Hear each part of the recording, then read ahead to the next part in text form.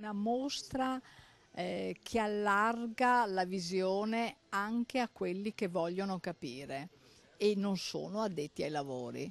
Nuova apertura a Castelfranco Veneto della mostra Le trame di Giorgione, 45 capolavori di Giorgione, Tiziano, Lotto, Bassano, Veronese e Tiepolo, in grado di condurre il visitatore alla riscoperta del ritratto non solo come opera d'arte ma anche come vero e proprio documento di storia del costume. All'interno del museo Casa Giorgione tutte le opere sono affiancate da preziosi tessuti d'epoca, testimonianza diretta dello stile del tempo.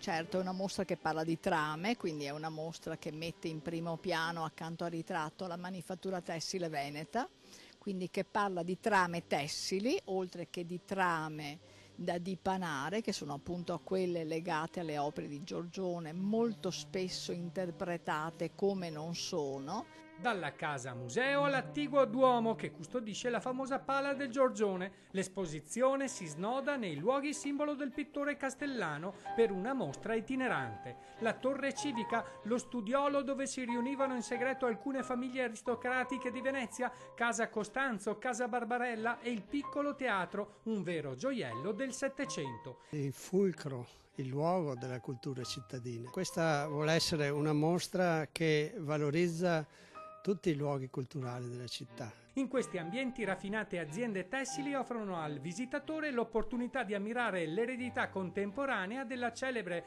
tradizione tessoria del Veneto. Puntiamo a trattenere il turista per un periodo più lungo rispetto all'ora e mezza che normalmente catalizza una mostra simile e che poi questo faccia conoscere Castelfranco oltre i confini.